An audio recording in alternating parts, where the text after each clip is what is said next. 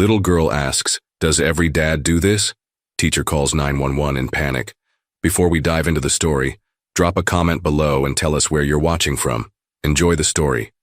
The morning air carried a distinctive chill as Mrs. Langford prepared her classroom at Riverdale Elementary.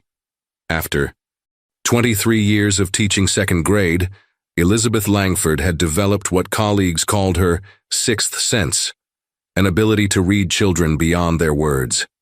She arranged colorful notebooks on each desk, humming softly while watching autumn leaves dance past her window.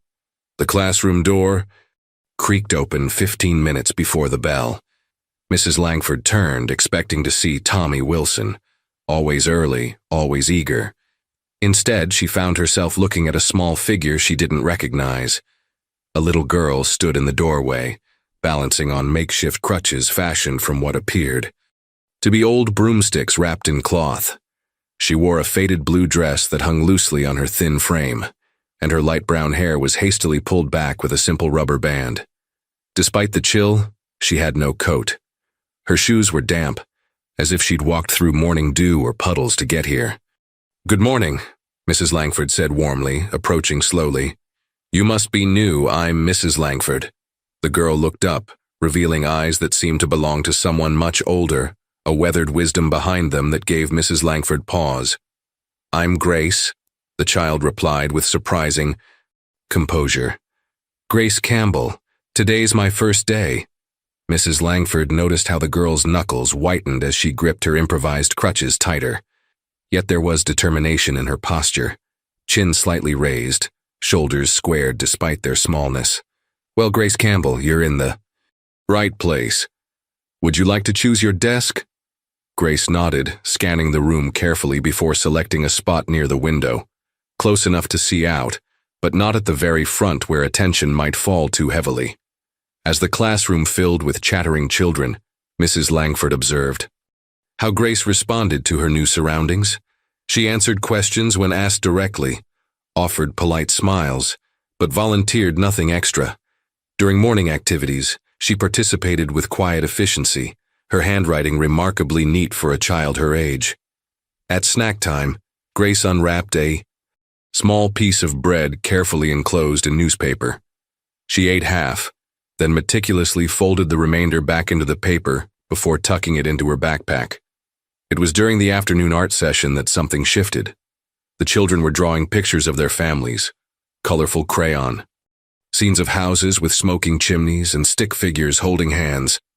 Mrs. Langford knelt beside each desk, offering encouragement. When she reached Grace, she found a drawing different from the others. A small house with no chimney, 2 figures inside, and a third figure drawn at a distance, separated by what looked like a road. "That's a very thoughtful drawing, Grace," she said gently.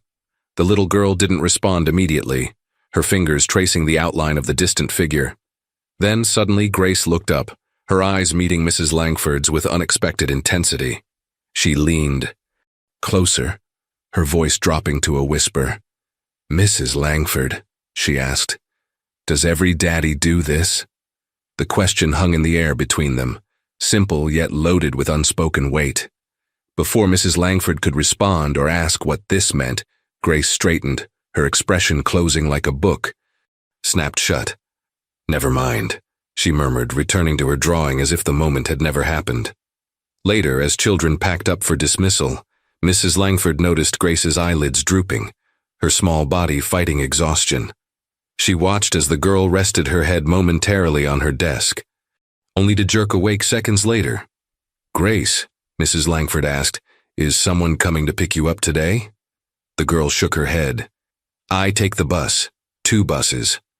Something in the way she said it, matter of fact, resigned, made Mrs. Langford's heart tighten in her chest. As Grace Campbell carefully navigated the doorway with her makeshift crutches, Mrs. Langford knew with absolute certainty that this child's question would stay with her long into the night. Something wasn't right, and she needed to find out what. The question lingered in Mrs. Langford's mind like morning fog refusing to lift. Does every daddy do this? What did Grace mean? That evening, as rain tapped against her kitchen window, Elizabeth Langford found herself sorting through memories from her teaching career, searching for clues. She remembered Jamie Peterson from 2011, who came to school with mysterious bruises, and Lily Winters, whose sudden withdrawal had prompted an investigation. There was Michael Torres, whose parents' bitter divorce had left him virtually mute for half a year. Each child had needed different kinds of help, different approaches, but Grace Campbell struck her as something else entirely. The girl wasn't afraid or angry. She was too composed, as if she'd been carrying adult responsibilities for a very long time. "What are you hiding behind those wise eyes, Grace Campbell?" Elizabeth whispered to her empty kitchen. The next morning, Mrs. Langford arrived at school 30 minutes early. She wasn't surprised to find Grace already waiting by the classroom door, sitting quietly with a dog-eared library book open on her lap. "Good morning, Grace. You're an early bird today," Mrs. Langford said, unlocking the door. "Grandma Ellie has to rest," Grace replied simply, as if that explained everything. "I like being early, it's quiet." Throughout the day, Mrs. Langford observed Grace with careful attention. The little girl never complained, even when she struggled to reach materials on higher shelves. Her lunch was again wrapped in newspaper, this time a small apple and half a sandwich. Most notably, she drifted to sleep twice during quiet reading time, her head nodding before she'd startle herself awake, blinking rapidly. During math lessons, however, Grace showed remarkable focus. When Mrs. Langford posed a challenging addition problem, Grace solved it before anyone else, her pencil moving confidently across the paper. "Very good, Grace," Mrs. Langford praised, genuinely impressed. For just a moment, Grace's face lit up with a smile that transformed her entirely, a glimpse of the carefree child she could be. At recess, while other children raced across the playground, Grace sat on a bench overlooking the field, her crutches resting beside her. Mrs. Langford noticed Olivia Chen, a bubbly girl with pigtails, approach Grace hesitantly. "Do you want to play cards?" Olivia asked, holding up a colorful deck. "You don't have to run or anything." Grace looked surprised, then cautious, then finally nodded. Mrs. Langford watched as the two girls began a simple game, Grace's posture gradually relaxing. After school, Mrs. Langford visited the administrative office. "Marion, do we have any background information on our new student, Grace Campbell?" she asked. "The school secretary." "Not much," Marion replied, pulling up a file on her computer. "Transfer papers from Westbrook Elementary about 40 miles north of here. Address is..." She squinted at the screen. 1422 Pine Avenue, apartment 3B. Emergency contact is grandmother, Eleanor Campbell. No listed father or mother. Health records are minimal.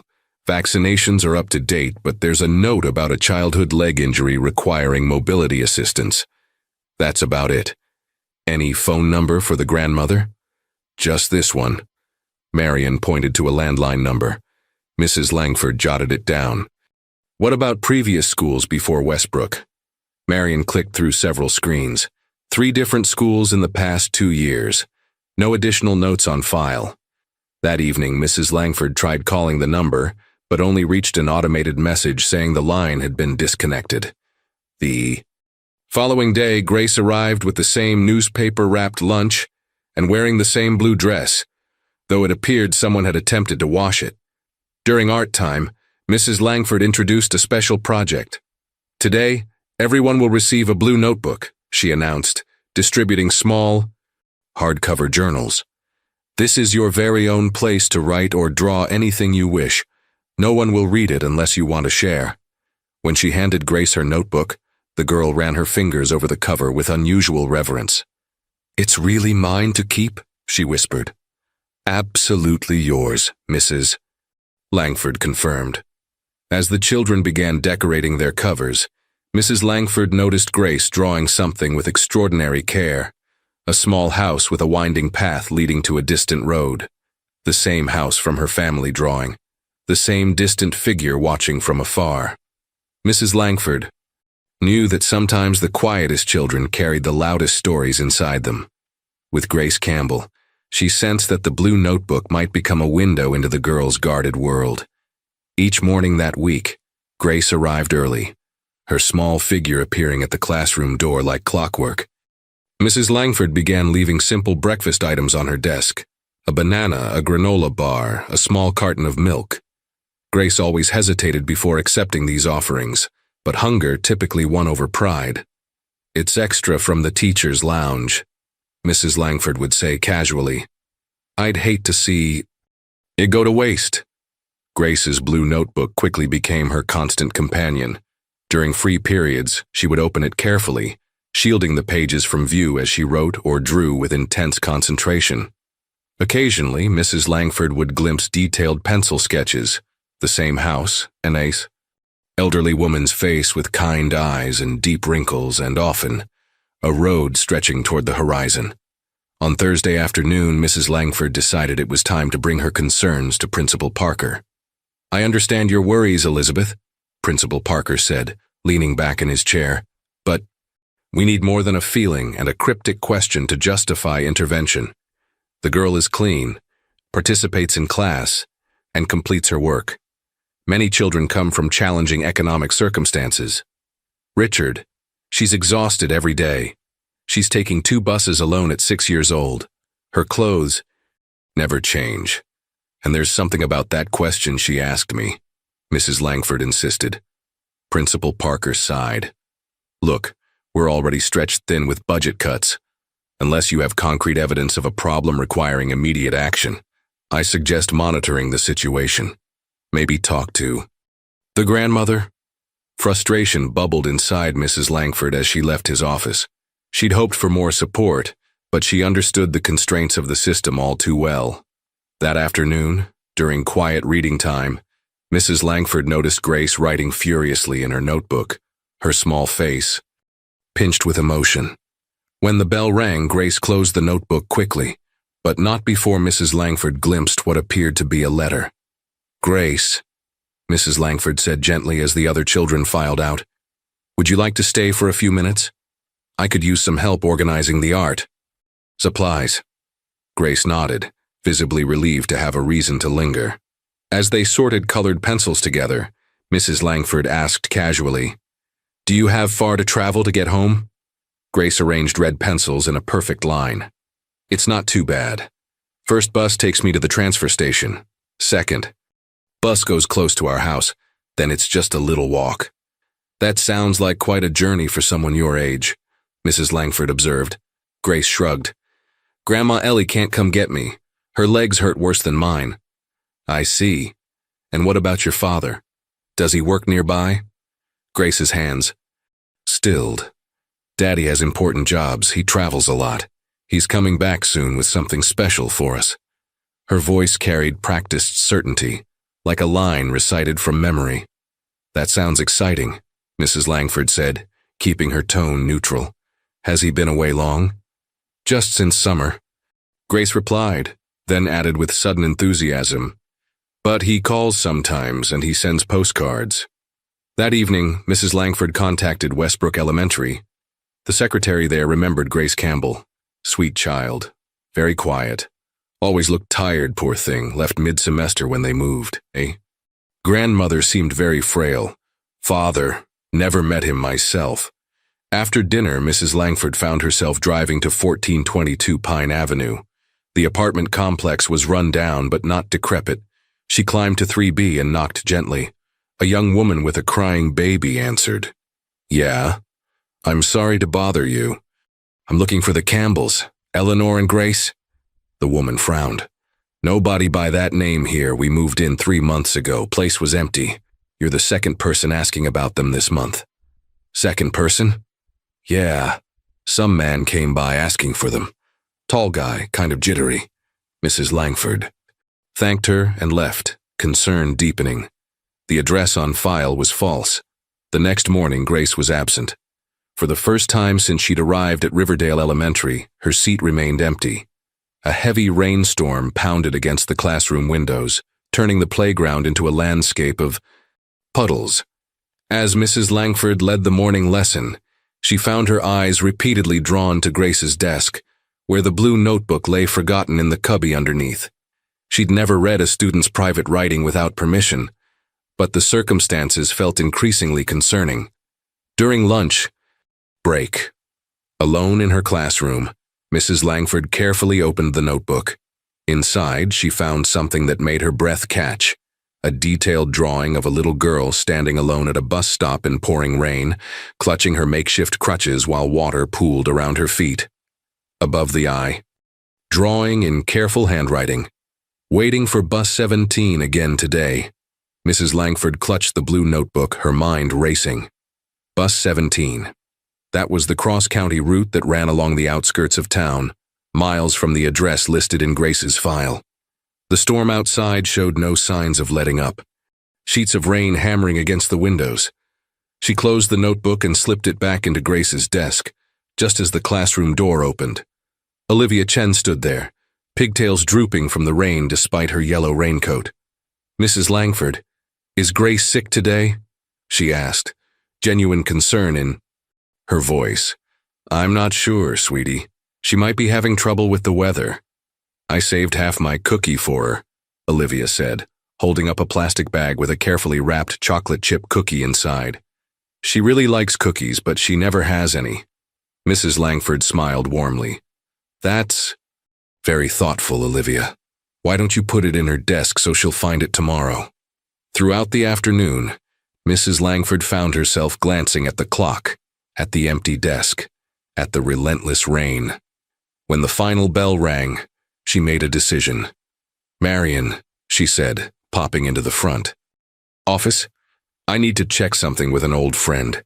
Can you let Principal Parker know I might be late for the staff meeting?" 20 minutes later, she was sitting in a cozy office across town. Melissa Jenkins had been Mrs. Langford's college roommate before becoming a social worker for the county. Their friendship had weathered marriages, divorces, and career challenges. Most importantly, Melissa knew how to navigate the system. The address is fake, the phone is disconnected, and no one at her previous school ever met the father, Mrs. Langford explained. "I wouldn't be here if I wasn't truly concerned, Mel."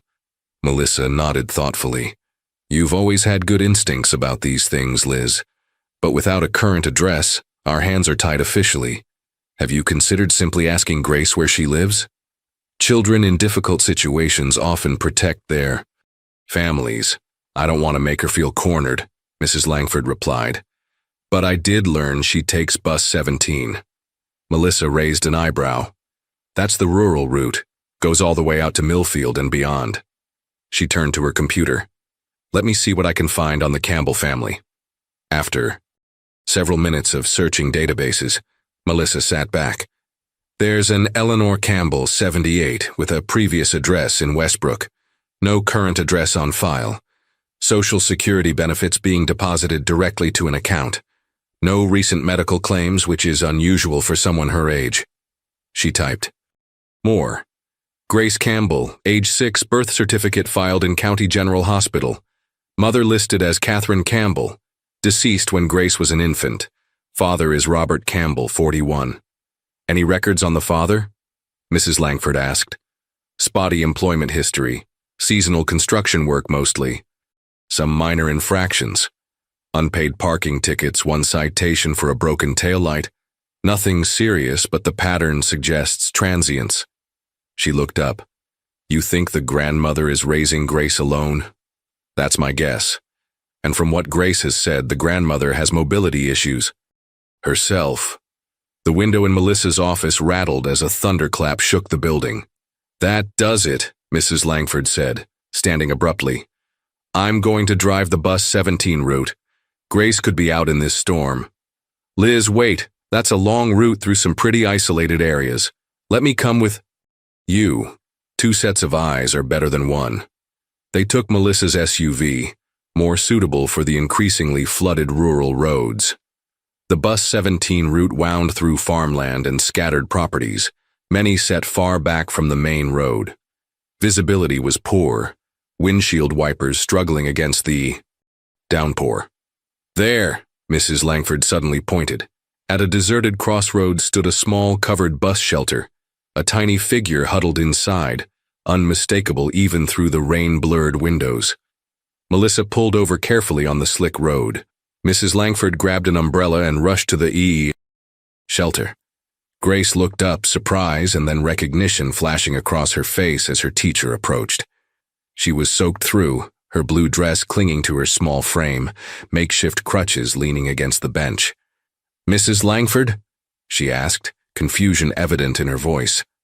"What are you doing here?" "I was worried when you didn't come to school," Mrs. Langford said gently, kneeling down. "Are you all right, Grace?" "The morning bus didn't come," Grace explained matter-of-factly. "Sometimes it skips this stop when it rains real hard. I've been waiting for the afternoon one." "You've been here all day?" Mrs. Langford asked, heart sinking.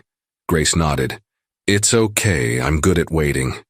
Those simple words, "I'm good at waiting," spoken with such resignation from a 6-year-old, made Mrs. Langford's eyes sting with tears. She quickly blinked away. "Grace, would you like a ride?" "Home. My friend and I can take you." The child's expression immediately shifted to alarm. "No, thank you, but I can't. Grandma Ellie says I'm not supposed to tell anyone where we live. She says people might take me away from her if they see our house." Mrs. Langford's concern deepened. "I promise, Grace, no one wants to separate you from your grandmother. We just want to make sure you're both safe and have what you need." Grace studied her teacher's face intently, as if searching for truth. In the distance, the grumble of an approaching bus could be heard. "The bus is coming anyway," Grace said, relief evident in her voice. "I should take it. Grandma will be worried." Mrs. Langford made a split-second decision. "Then we'll follow the bus, just to make sure you get home safely in this storm. Would that be okay?" Grace hesitated, then gave a small nod just as bus 17 pulled up to the shelter, wipers slapping frantically against the downpour. Mrs. Langford and Melissa watched as Grace carefully climbed aboard bus 17, her movements slow and deliberate with the crutches. The doors closed, and the bus pulled away into the curtain of rain. "We're really going to follow a school bus?" Melissa asked, putting the SUV in drive.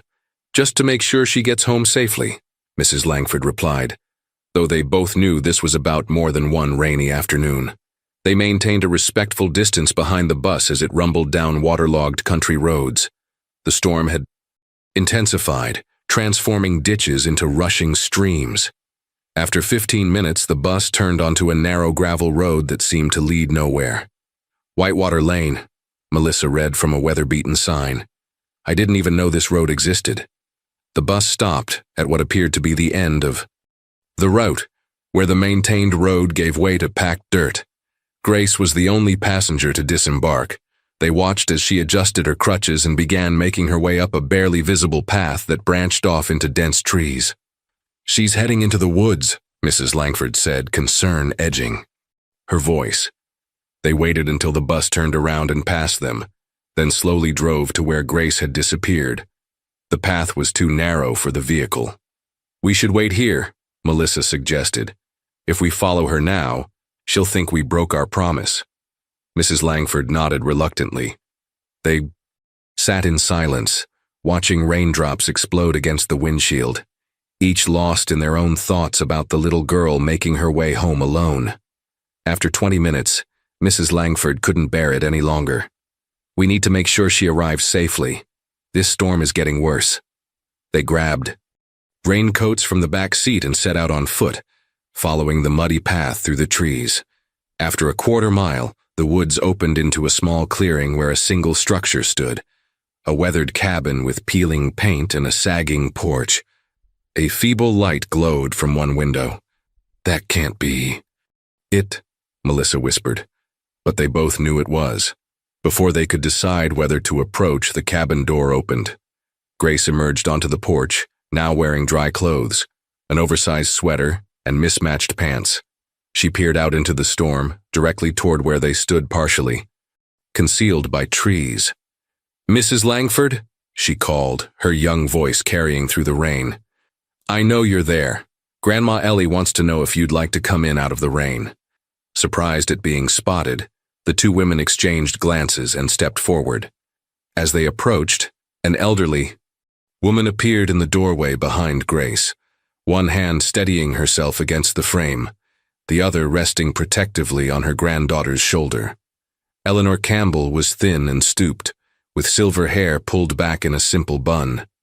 Deep lines etched her face, but her eyes were clear and sharp, carrying the same wisdom that Mrs. Langford had recognized in Grace. "You must be the teacher Grace speaks so highly of," she said, her voice surprisingly strong despite her frail appearance. "I'd say it's a pleasure to meet you, though I wish it were under different circumstances." "I apologize for intruding, Mrs. Campbell," Mrs. Langford began. "We were concerned about Grace in this weather and you wanted to see where she lives," Eleanor finished for her. "Can't say I blame you. Please come inside before you catch your death." The interior of the cabin was clean but sparse. A wood stove provided the only heat, and oil lamps cast shadows on the walls. No electricity, Mrs. Langford realized. Mismatched furniture had been arranged with care, and a colorful quilt hung on one wall, adding a touch of brightness to the otherwise humble space. "Grace, put the kettle on," Eleanor instructed. "We have manners in this house regardless of circumstances." As Grace moved with surprising efficiency around a small kitchen area, Eleanor gestured for the visitors to sit. "I know what you must be thinking," she said quietly. "But before you make any judgments, I hope you'll listen to our story." Melissa introduced herself, carefully explaining her role. "Mrs. Campbell, we're only here out of concern for Grace's well-being." Eleanor's eyes narrowed slightly. "Social services. I expected this day would come eventually." She sighed deeply. "Grace, honey, why don't you go check if your school books got wet while these ladies and I have a talk?" Once Grace had disappeared behind a faded curtain that separated the cabin's only other room, Eleanor leaned forward. "My grandson-in-law Robert promised us a real home," she said, her voice dropping. "After Catherine, my granddaughter, passed when Grace was just a baby, he seemed devoted to raising her. But then came the jobs that took him away for days, then weeks, the money that arrived less and less frequently, the promises that never materialized." A thunderclap shook the cabin, making the oil lamps flicker. "We've moved 5 times in 3 years, each place worse than the last. This cabin belongs to an old friend who's in a nursing home now. It's not much, but it keeps the rain off our heads." She glanced toward the curtain where Grace had gone. "That child has never complained once. Not about the moves, the cold, the long bus rides, or her legs. She just keeps believing her daddy's coming back with something better." Mrs. Langford thought about the question that had started it all. Does every daddy do this? "When was the last time you heard from Robert?" she asked gently. Eleanor's weathered hands twisted together in her lap. 7 months ago. He left to find work in Oak Ridge. Called twice after that. Then nothing. Another clap of thunder rattled the windows. Closer this time. The old cabin creaked against the wind. "Mrs. Campbell," Melissa began carefully, "there are resources available." But her words were cut short by a sharp crack followed by a tremendous crash outside. Through the window they could see that a large tree branch had come down, blocking the path they'd followed from the road. The fallen tree branch effectively trapped them at the cabin, at least until the storm passed. Grace emerged from behind the curtain, eyes wide with alarm at the crash. "It's okay, sweetheart," Eleanor reassured her. "Just the old maple losing another limb. It was bound to happen sooner or later." Grace nodded solemnly, accepting this explanation with the same quiet resilience she showed toward everything else. She carried a steaming kettle to the table, where her grandmother had set out mismatched cups. "We only have chamomile tea," Grace explained seriously, as if apologizing for not offering more options. "And just a little sugar left." Mrs. Langford watched as the child measured the sugar with careful precision, giving each cup exactly 1 small spoonful. Even in such a simple task, Grace showed the measured control of someone accustomed to making resources last. "This is perfect, thank you," Mrs. Langford said, accepting her cup. While they sipped their tea, the cabin groaned against the wind. Rain lashed at the windows, creating an oddly cozy atmosphere despite the tense circumstances. "May I ask about Grace's crutches?" Mrs. Langford ventured gently. Eleanor glanced at her granddaughter. "Should we tell Mrs. Langford about your legs?" "Grace?" Grace nodded. "I was born with my legs not quite right," she explained matter-of-factly. "The doctors said I needed operations and special braces, but those cost lots of money." "Robert promised to save up for proper treatment," Eleanor added. "He did manage to get her evaluated at the children's hospital in the city, but then—" She trailed off, the familiar pattern of broken promises hanging unspoken in the air. "The broomstick crutches work okay?" Grace said with a shrug. "Daddy made them for me before he left for his big job." Mrs. Langford exchanged a glance with Melissa, who subtly nudged her notebook where she'd been jotting down notes. Proper medical care would be the first priority once they got back to town. "Grace tells me you've been very kind to her," Eleanor said, changing the subject. "The blue notebook was a special gift. She writes in it every night." "She's a wonderful student," Mrs. Langford replied sincerely. "Creative, intelligent, and incredibly responsible." Grace beamed at the praise, perhaps the first full smile Mrs. Langford had seen from her. A sharp knock at the door startled everyone. Eleanor frowned. "Nobody comes out here, especially not in weather like this," she said, struggling to stand. Mrs. Langford moved to answer it instead. On the porch stood a tall man in a rain-drenched jacket, water streaming from his baseball cap. "Evening, ma'am," he said, tipping his cap. "Name's Thompson, school maintenance supervisor. At Riverdale Elementary. Principal Parker sent me to find Mrs. Langford when she didn't return and wasn't answering her cell. Followed the bus 17 route asking questions until someone pointed me this way." Mrs. Langford suddenly remembered her phone was in Melissa's car, out of service range anyway, and these remote woods. "Mr. Thompson, thank you for coming. We're fine, just waiting out the storm," she explained, then introduced him to Eleanor and Grace. "There's a tree down blocking the path," Melissa added. Thompson nodded. "Saw that on my way in. Got a chainsaw in my truck. Can clear it enough for you to get through once this downpour eases a bit." As they spoke, the school's phone in the front office rang. Marion, the secretary, answered to find Principal Parker still waiting for updates. "No word yet from Elizabeth or Mr. Thompson," she reported. "But there's someone else here asking about that Campbell girl. Says he's her father." The man standing before Principal Parker certainly looked worn down by life, unshaven, clothes slightly rumpled, but his eyes were clear and focused. "Robert Campbell," he introduced himself. "Got a call from Bus 17's driver saying some people were following my daughter. I've been away working construction in Oak Ridge. Just got back today and found out Grace and my grandmother-in-law had moved again." Principal Parker studied him carefully. "Do you have identification, Mr. Campbell?" The man produced a driver's license confirming his identity. "Look, I know how this looks. I've been trying to get back on my feet after my wife died, sending money when I could. But I finally got a permanent position at the Oak Ridge Development Project, foreman job with benefits. I came back to get Grace and Ellie, bring them to the apartment I've set up." There, back at the cabin, the storm was finally beginning to subside. Mr. Thompson had gone out to retrieve his chainsaw, and Melissa was talking quietly with Eleanor about immediate assistance options. Mrs. Langford sat with Grace at the small table where the girl was showing her some of the entries in her blue notebook. One page contained a carefully preserved postcard of Oak Ridge's city skyline. "This is where Daddy is," Grace explained. "He's coming back with something special. He always promises." "Has he called recently?" Mrs. Langford asked gently. "Not for a long time," Grace admitted, her voice smaller now. "But Grandma Ellie says sometimes phones don't work right when people are far away." Mrs. Langford's heart ached at Grace's unwavering faith. "Grace, about what you asked me that first day in class." The cabin door burst open as Mr. Thompson rushed back in. "You're not going to believe this," he said, slightly breathless. "Just got a call on my radio. There's a man at the school claiming to be Grace's father. Principal Parker is trying to verify his story. Eleanor gasped, one hand clutching her chest.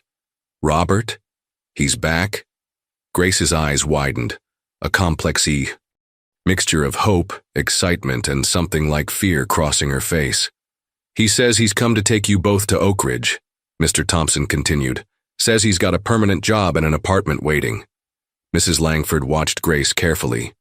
The little girl's hands trembled slightly as she closed her notebook. Daddy always promises, she whispered, but this time there was a question in her voice.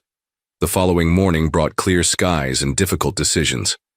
After Mr. Thompson had cleared the fallen branch, Mrs. Langford and Melissa reluctantly left the cabin, promising to return with updates about Robert Campbell.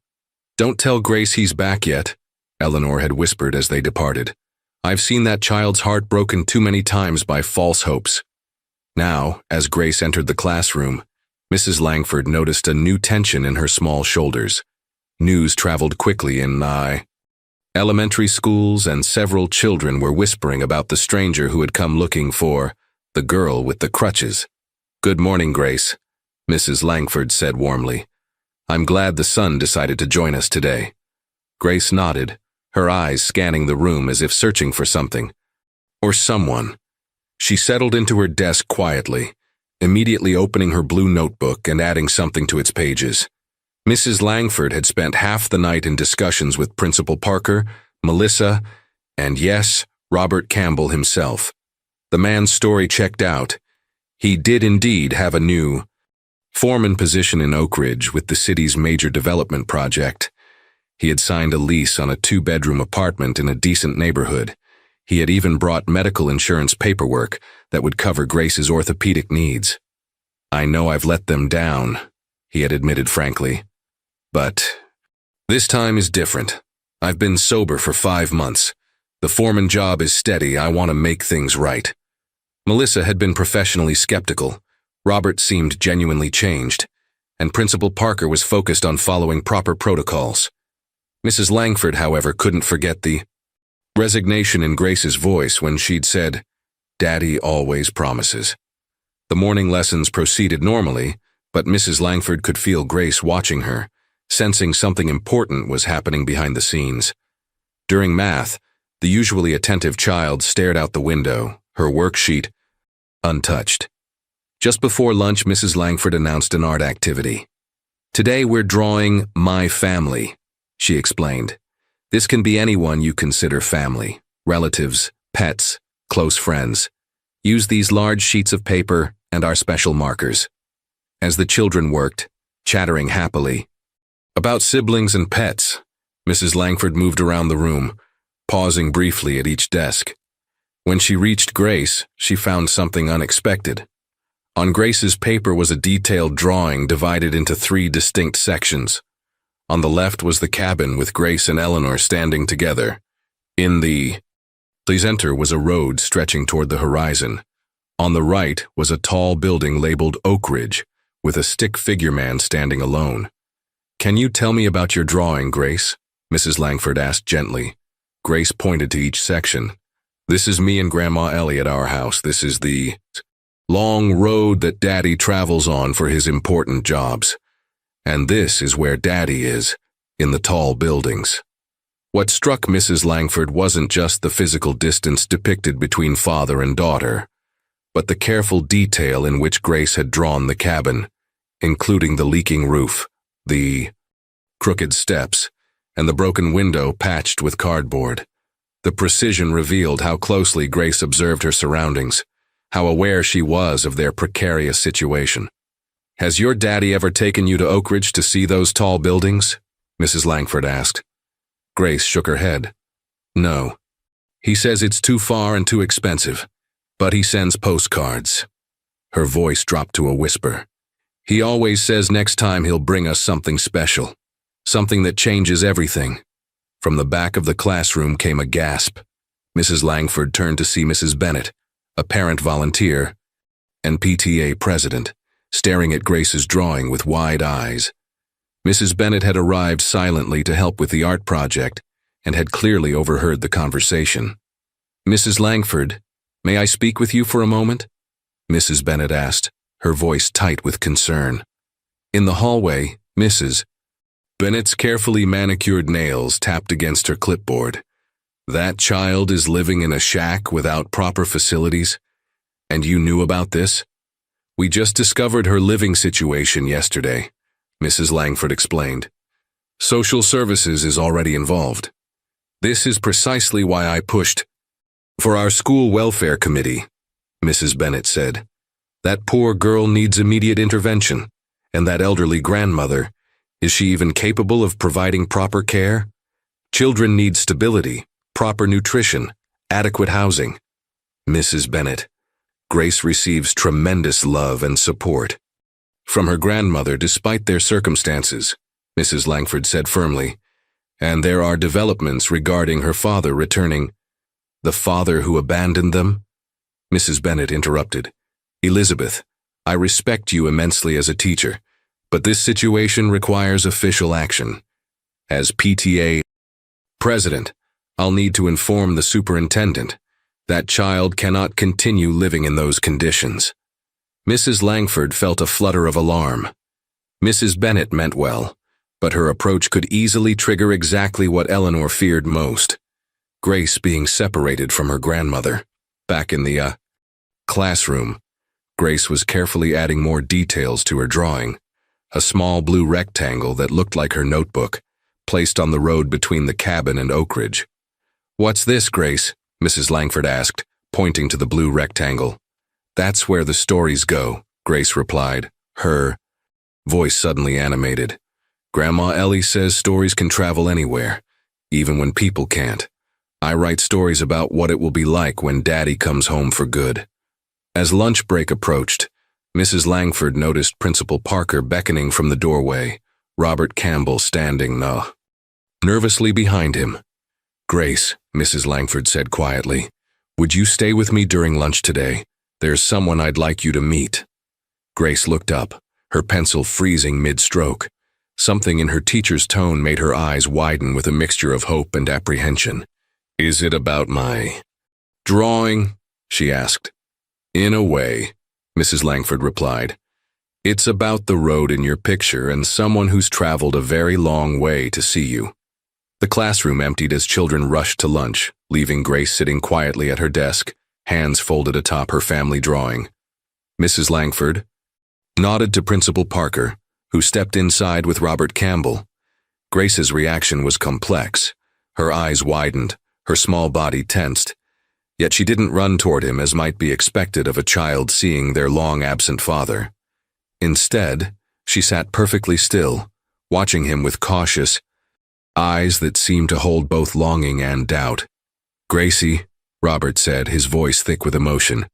He was a tall man with Grace's same thoughtful eyes, though his were shadowed by fatigue and, perhaps, regret.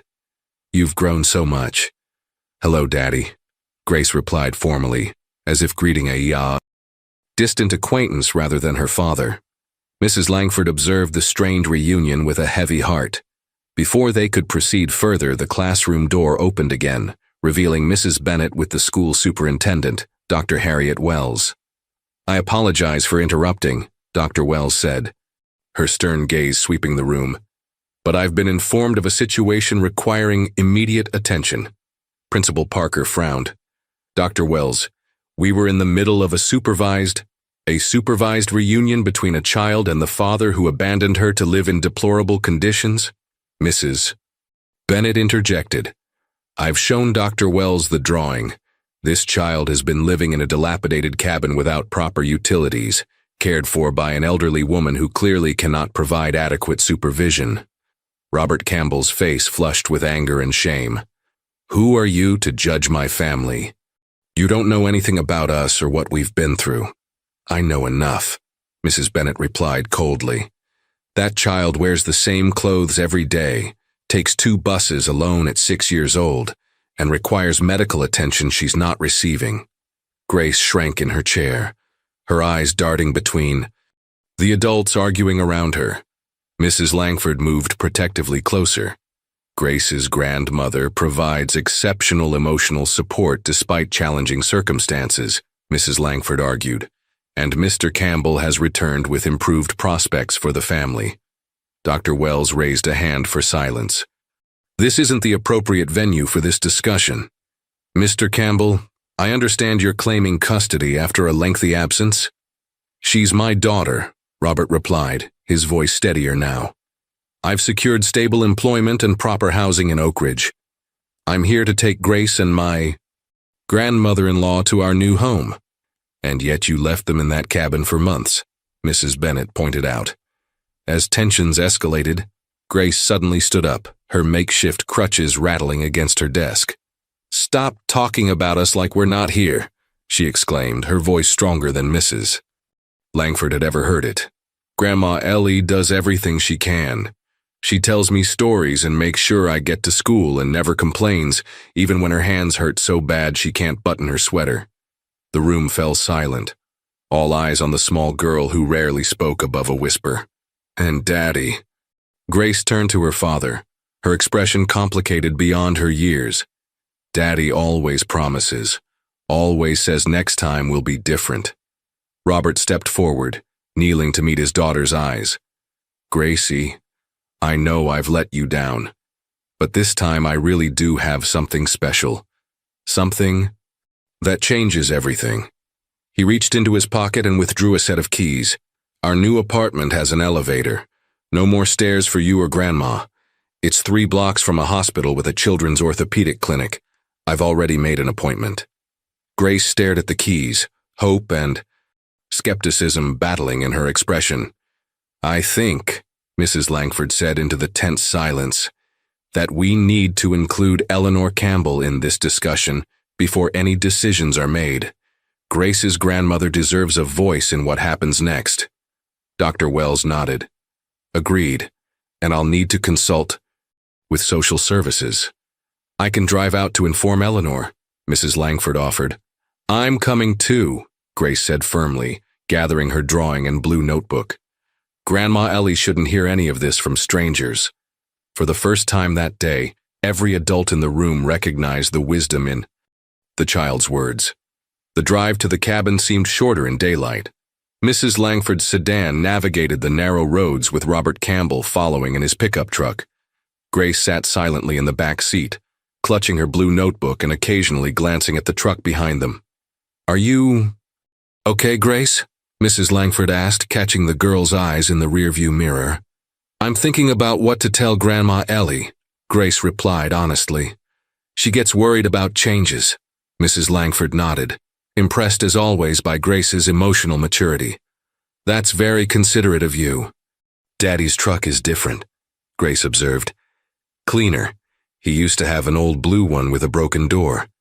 "People can change their vehicles when circumstances improve," Mrs. Langford said carefully. "Sometimes other things change too." As they turned onto Whitewater Lane, Dr. Wells' official car, and Melissa's SUV joined their small procession. The previous day's storm had left debris scattered across the road, but the sky above was a clear, vibrant blue that made even the humble cabin look less forlorn in its small clearing. Eleanor Campbell was waiting on the porch, alerted by the sound of approaching vehicles. Her eyes widened at the sight of Robert's truck, and her hand clutched the porch railing tightly. Grace was the first to reach her, moving with surprising speed despite her crutches. "Grandma Ellie, Daddy's back," she said, her voice a complex mix of excitement and apprehension.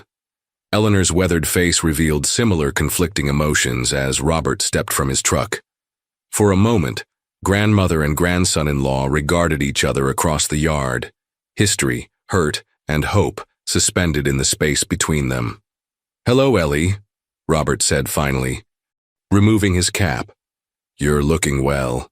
Eleanor's expression remained guarded. "Unexpected visitors 2 days in a row," she remarked dryly. "Must be some kind of record for this old place." As introductions were made, Mrs. Bennett emerged from Dr. Wells's car, her expression shifting from professional concern to genuine shock as she took in the cabin's condition. The sagging porch, the patched roof, the single room visible through the open door. Reality was even more stark than Grace's drawing had suggested. "Mrs. Campbell," Dr. Wells began formally, We're here to discuss Grace's living situation and education. There have been some concerns raised. Why don't we all go inside? Eleanor interrupted with quiet dignity. Limited as it may be, we do have chairs and can offer water at least. The cabin's interior felt crowded with 7 people. Grace moved efficiently around the small space, placing a kettle on the wood stove and arranging mismatched cups on a tray, with the same careful precision Mrs. Langford had observed in class. Grace, Eleanor said gently, why don't you show Mrs. Bennet and Dr. Wells your reading corner while the water heats? Grace nodded, leading the 2 women to a carefully arranged space behind the curtain, where a small shelf held a dozen treasured books, illuminated by a window patched with translucent paper that cast a soft light.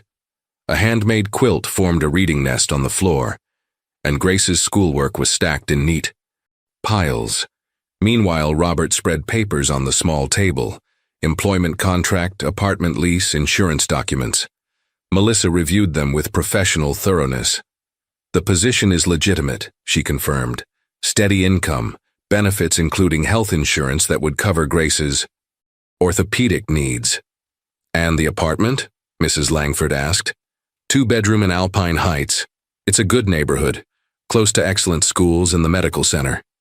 Eleanor listened silently, her expression unreadable. When Grace returned with the others, the elderly woman finally spoke.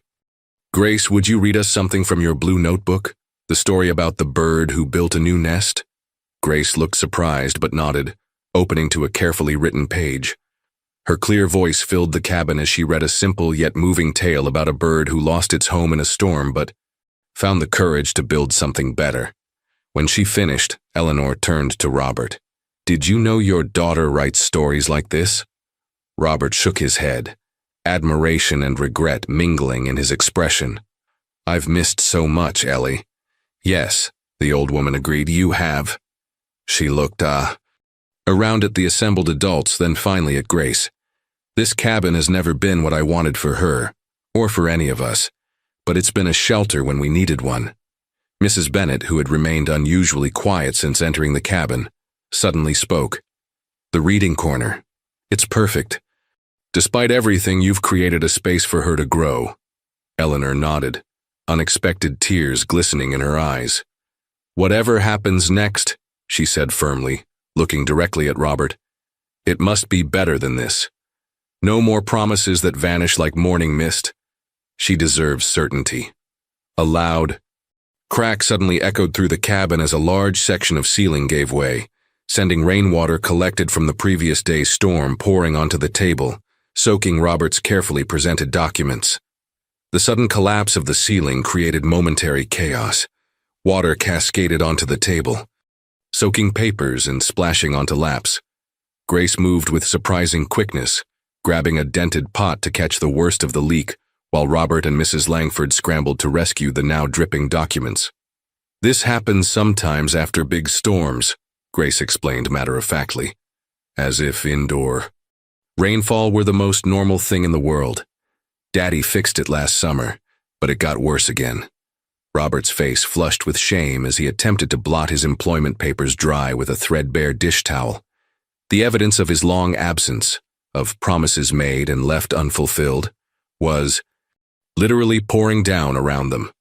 Well, said Dr. Wells, breaking the awkward silence as she wiped water from her sleeve, I think this rather dramatically underscores the point. This dwelling is not suitable for a child. Eleanor's shoulders slumped slightly, but she maintained her dignity. I've never pretended it was ideal. We do what we can with what we have. Outside, the bright blue sky that had seemed so promising earlier was now darkening along the western horizon. Another storm was brewing, both literally and figuratively. I need to speak with my granddaughter alone. Robert announced suddenly, his voice steady. Grace, would you walk outside with me for a minute? Grace looked to her grandmother, who nodded permission.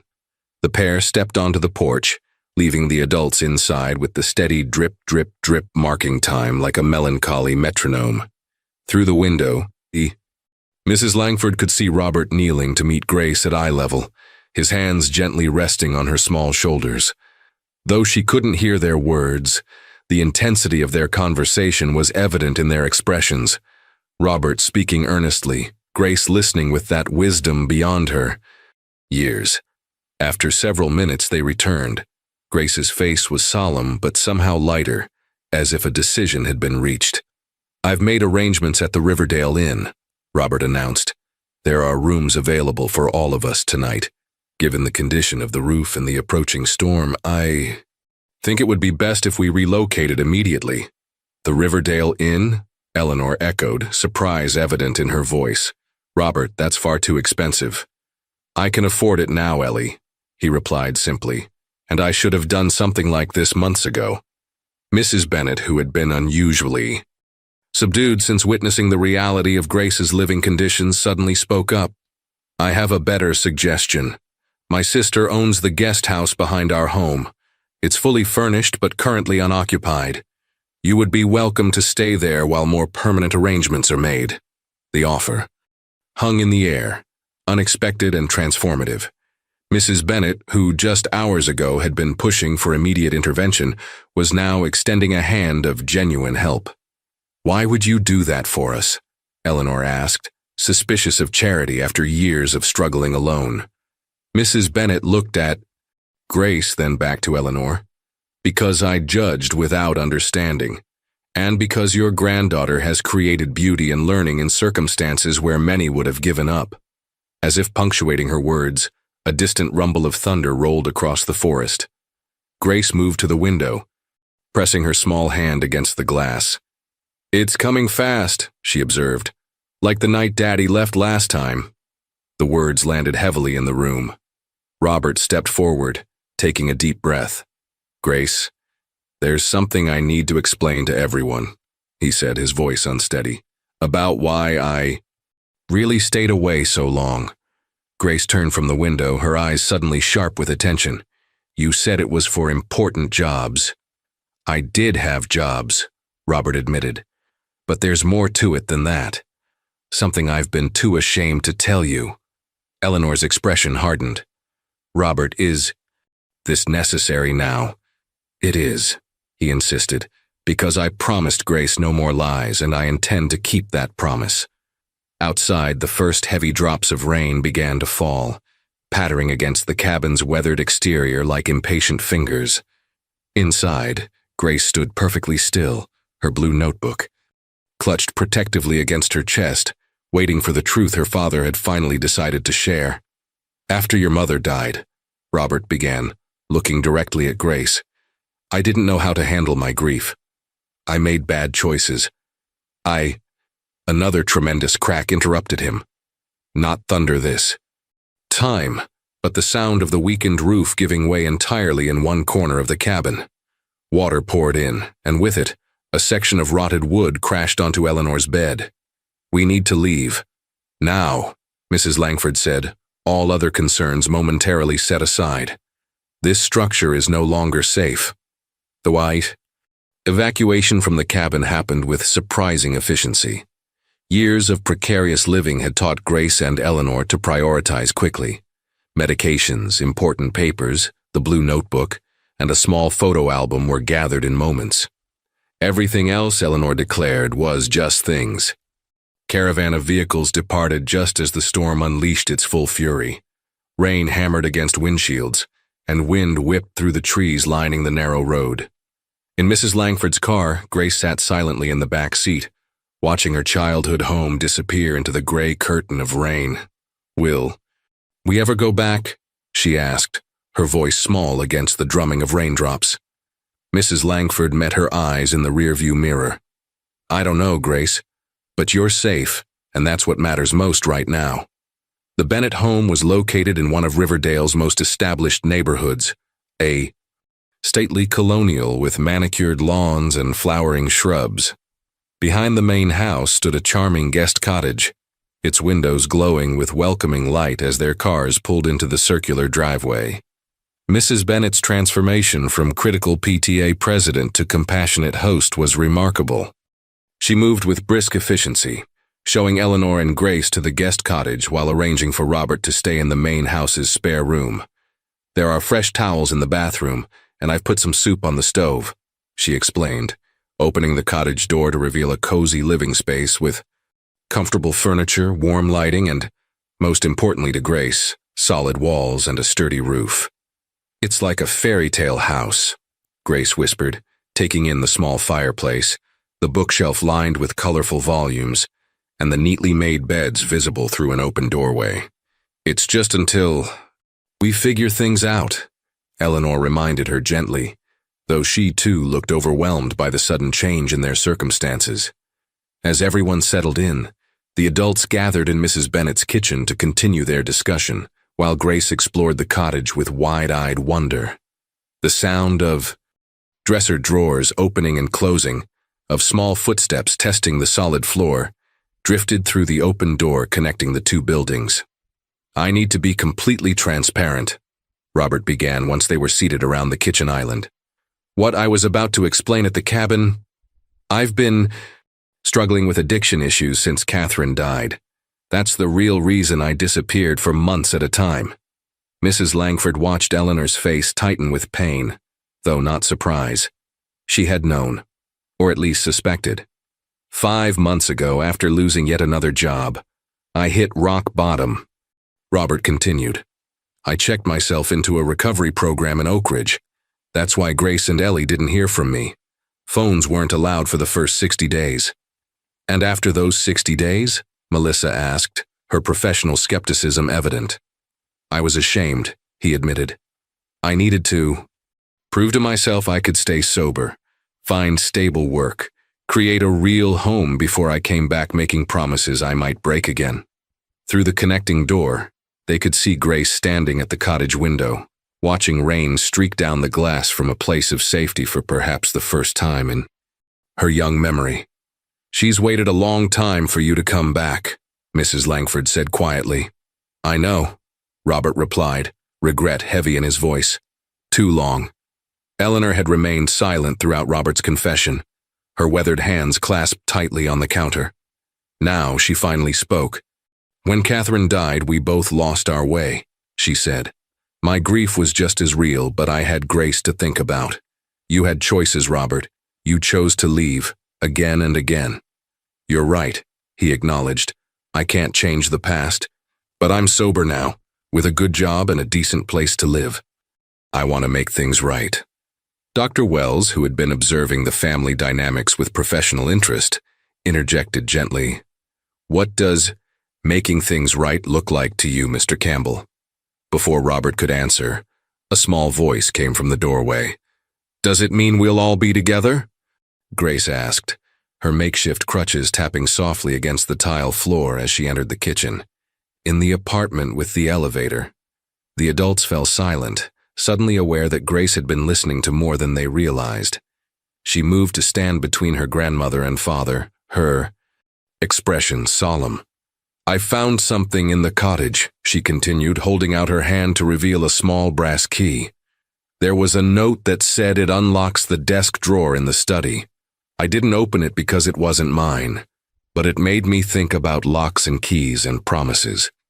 She turned to look directly at her father.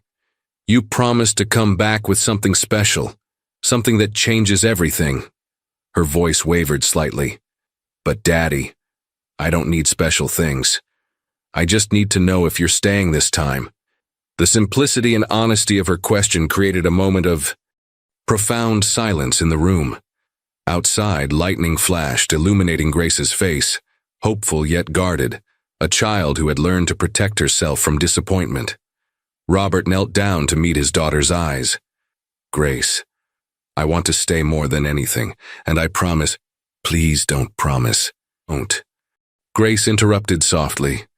"Just try. That's all I want." Morning arrived with gentle sunlight filtering through unfamiliar curtains. Grace awoke disoriented, momentarily forgetting where she was until her eyes focused on the solid ceiling above. No leaks, no patches, just smooth, unblemished plaster. The events of the previous day came rushing back as she noticed her grandmother sleeping peacefully in the adjacent twin bed. For the first time in months, Eleanor's face appeared relaxed in sleep, the worry lines around her eyes less pronounced. Grace watched her grandmother breathe evenly. For a few moments, reluctant to wake her from what was likely the most comfortable rest she'd had in years. A soft knock at the cottage door drew Grace's attention. Using her crutches, she made her way carefully across the unfamiliar space, still marveling at the solid floor beneath her feet. Mrs. Langford stood outside, holding a tray with breakfast, steaming oatmeal topped with fresh berries, toast with real butter, and glasses of orange juice. "Good morning, Grace," she said warmly. "Mrs. Bennet thought you and your grandmother might like some breakfast." "Thank you," Grace replied, stepping aside to let her teacher enter. "Grandma Ellie is still sleeping. She never sleeps past sunrise at home." "She probably needed the rest," Mrs. Langford said, setting the tray on a small table. "How about you? How did you sleep in your new temporary home?" "It was quiet," Grace observed. "No roof noises or wind coming through the walls." She paused, considering. "Almost too quiet, actually." Mrs. Langford smiled at this insight. How quickly we adapt to circumstances, even difficult ones, until they become our normal. "Your father is already up and about," she mentioned carefully, watching Grace's reaction. "He's been on the phone with the hospital in Oak Ridge, arranging for your orthopedic consultation." Grace nodded, her expression thoughtful rather than excited. "Is he really different now?"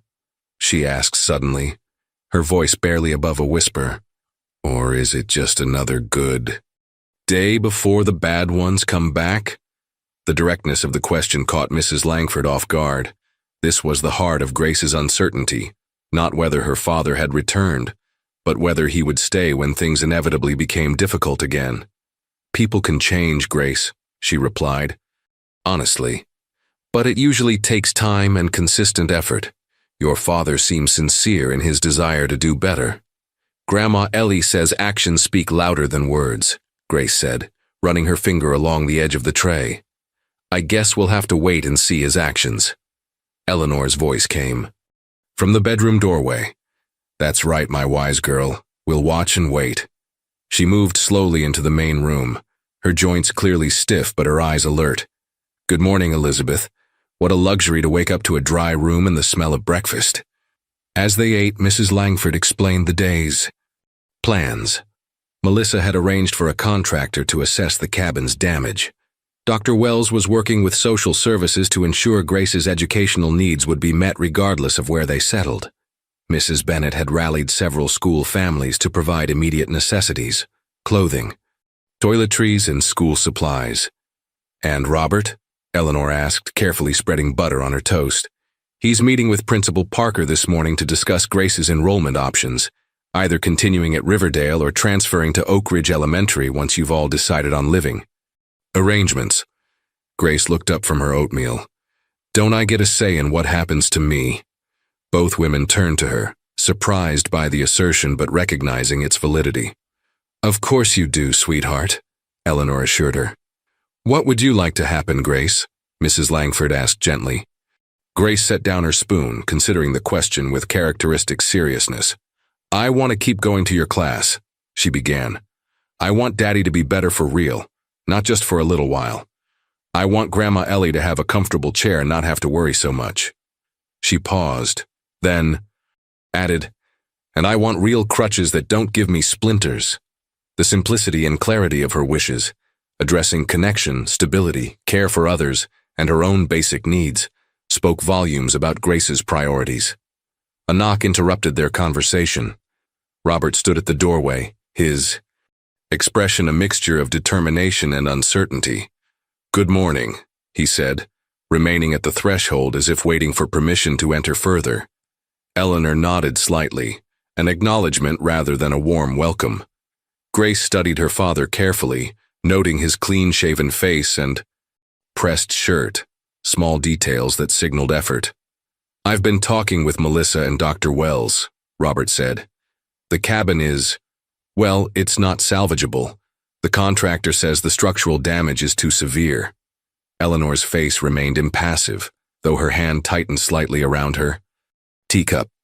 "I know you both need time to consider options," Robert continued, but I wanted you to know the apartment in Oak Ridge is ready whenever you are, and—" He hesitated, then reached into a bag he was carrying.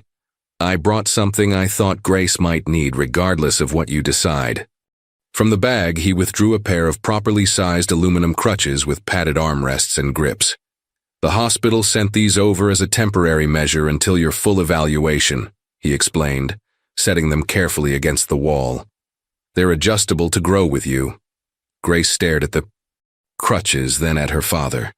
The gesture was both practical and deeply symbolic, an acknowledgement of her needs and a step toward making good on his promises of care. "Thank you," she said simply. "You're welcome, Gracie," he replied. Then, clearing his throat, he added, "There's something else. The school is putting together a winter showcase in 3 weeks. Principal Parker mentioned you might want to participate. Maybe share one of your stories from your blue notebook." For the first time since her father's return, Grace's face lit up with genuine excitement. "A real audience? For my stories?" "A real audience," Robert confirmed, "and I promised Principal Parker something important." He looked directly into his daughter's eyes. "I promised I'd be there to hear you, no matter what." The 3 weeks leading up to Riverdale Elementary's winter showcase passed in a whirlwind of adjustments and cautious new beginnings. Grace and Eleanor remained at the Bennett guest cottage, while Robert stayed in a modest room at the Riverdale Inn, visiting daily but giving them space to process the rapid changes in their lives. Grace returned to Mrs. Langford's class the day after the IBO cabin evacuation, arriving with her new aluminum crutches that made navigating the school hallways significantly easier. On her first day back, Olivia Chen greeted her with a bright smile and a small package wrapped in colorful paper. "It's a friendship bracelet," Olivia explained as Grace unwrapped. "I made one for me too, so we match." Grace stared at the woven threads with wonder before carefully tying it around her wrist. "I've never had a matching anything with a friend before," she admitted quietly. Mrs. Langford watched this interaction with a full heart, seeing how Grace was gradually allowing herself to form connections beyond her small family unit. The winter showcase became the focal point of Grace's energy. Mrs. Langford had suggested she adapt one of her notebook stories for the performance, and Grace threw herself into the project with unexpected enthusiasm. "It's about a bird building a new nest," she explained during their preparation sessions. "But I'm changing the ending." While Grace flourished at school, substantial changes were happening behind the scenes. Robert attended counseling sessions 3 times weekly, maintaining his sobriety one day at a time. Eleanor had her first comprehensive medical examination in years, resulting in proper treatment for her arthritis and other age-related conditions. Most significantly, Grace visited the orthopedic clinic in Oak Ridge, where specialists conducted a thorough evaluation of her legs. "It's not as, severe as we feared," Dr. Martinez explained to the assembled family afterward. "With proper braces and physical therapy, Grace could eventually transition from crutches to walking with minimal support. Her condition is manageable with consistent care." For Eleanor, who had carried the weight of guilt over Grace's untreated condition, this news brought profound relief. For Robert, it represented both a second chance and a long-term commitment to his daughter's well-being. 2 days before the winter showcase, Mrs. Langford arrived at the Bennett guest cottage to help Grace rehearse her presentation. She found the little girl sitting at the small desk by the window, surrounded by papers covered with careful handwriting. "I'm almost ready," Grace said, looking up with uncharacteristic nervousness. "Do you think people will like my story?"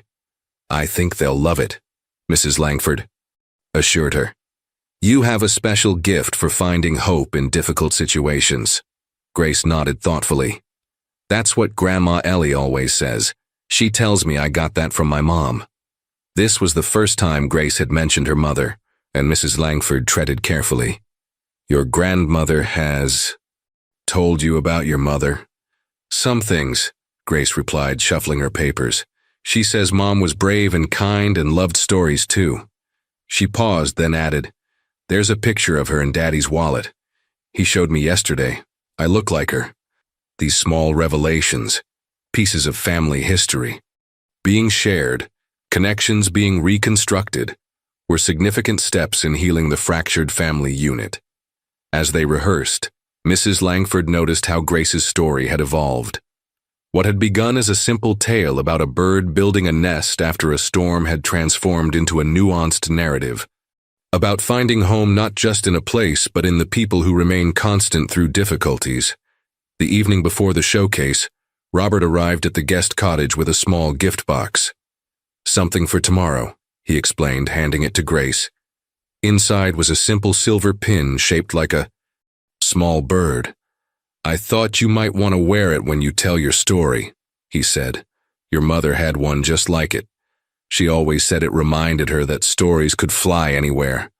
Grace held the pin carefully, her eyes wide. "Did you keep it all this time?" Robert nodded. "Some things are too important to lose, even when everything else falls apart." Eleanor, watching from her comfortable new armchair by the fire, gave a small nod of approval, perhaps the first genuine acknowledgement of Robert's efforts since his return. The morning of the winter showcase dawned bright and cold. The Riverdale Elementary Auditorium buzzed with excitement as families arrived, finding seats among decorated rows. A handwritten program listed the performances, songs, poems, dance routines, and near the end, Grace Campbell, The Bird Who Found Home, original story. Backstage, Grace adjusted her simple blue dress, a new one selected during a shopping trip with Mrs. Bennet and Eleanor. The silver bird pin gleamed at her collar. In her hands, she held her blue notebook, the pages now filled with months of observations, hopes, and stories that had carried her through the most difficult times. Mrs. Langford found her sitting quietly amid the chaos of other children preparing their acts. "Are you ready, Grace?" she asked. Grace nodded, her expression serene despite the noise around her. "I've been practicing my whole life, I think." From her vantage point, Grace could peek through the curtain to see the audience. Eleanor sat in the front row, wearing a new sweater, her hair neatly styled for the occasion. Beside her was an empty seat, reserved for Robert, who had promised to arrive in time for Grace's performance. But as the showcase began, and acts proceeded one after another, that seat remained conspicuously empty. As the winter showcase progressed, Grace's attention kept drifting to that empty chair beside her grandmother. Each time the auditorium door opened, her heart would leap with hope, only to sink again when someone other than her father entered.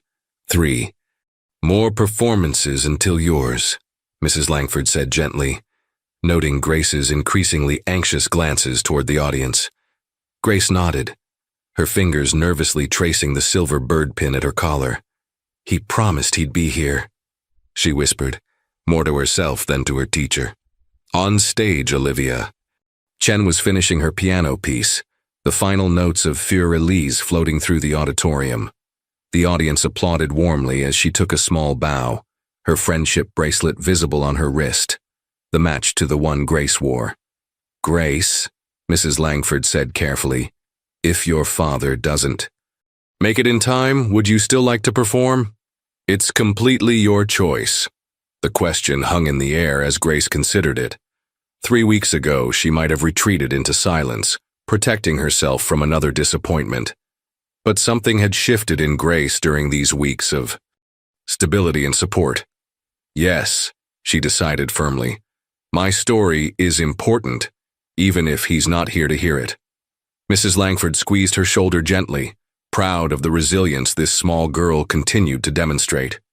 2 more performances passed, and still no sign of Robert. In the front row, Eleanor kept glancing toward the door, her expression a complex mixture of anger and resignation. Beside her, Mrs. Bennet patted her hand reassuringly, though her own face reflected disappointment. Finally, it was Grace's turn. Principal Parker approached the microphone at center stage.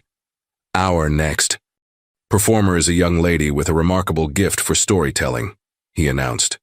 "Please welcome second grader Grace Campbell, sharing her original story, The Bird Who Found Home." The audience applauded as Grace made her way carefully to the stage using her new crutches. She positioned herself behind the microphone which Mrs. Langford adjusted to her height. For a moment, Grace looked out at the sea of faces, her eyes inevitably landing on the empty chair beside her grandmother. Then, taking a deep breath, she opened her blue notebook and began. "Once there was a small bird with a crooked wing," she read, her clear voice carrying through the auditorium. "The bird lived in a nest high in an old oak tree with her grandmother bird, who had wise eyes and gentle feathers." The audience grew quiet, drawn in by both the story and the composure of its young author. "The bird's father was a traveler who flew far away in search of special things," Grace continued.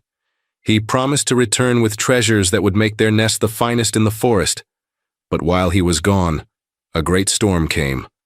As Grace described the storm that destroyed the nest and the bird's journey to find shelter, the auditorium door at the back creaked open. Robert Campbell slipped in, his work clothes rumpled and his expression harried. He moved quietly to the empty seat beside Eleanor, murmuring apologies as he sat down. Grace faltered for just a moment when she saw him, then continued with renewed energy, her voice stronger. "The small bird and her grandmother sheltered under leaves and branches, moving from place to place, always believing the father bird would return with something wonderful. But as seasons changed, the small bird began to wonder." Grace looked directly at her. Father now, their eyes meeting across the distance between stage and audience. "Does every father bird fly away and forget to come back? Is that just what father birds do?" The question hung in the air, poignant and powerful. In the front row, Robert's face reflected recognition and regret. This was the question Grace had asked Mrs. Langford on her very first day. Not about any kind of cruelty, but about abandonment, about promises made and broken. "The small bird waited and waited," Grace continued. "And while she waited, she learned to build her own small shelters. She learned to find seeds, even in winter. She learned that her crooked wing made flying harder but not impossible." As the story progressed, Grace described how the grandmother bird and small bird eventually found a community of other birds who helped them build a new, stronger nest. And then, one day, the father bird returned. "He didn't bring the treasures he had promised," Grace read, her voice clear and steady. "Instead, he brought something much more valuable. He brought himself, truly himself, ready to stay through storms and sunshine alike." Grace closed her notebook and looked directly at the audience. The small bird asked him, "Will you fly away again when things get difficult?" Her eyes found her father's once more, and the father bird replied, "I can't promise I'll never make mistakes again, but I can promise I'll try every day to be here, to help build our home together." Grace paused, then added words that weren't written in her notebook.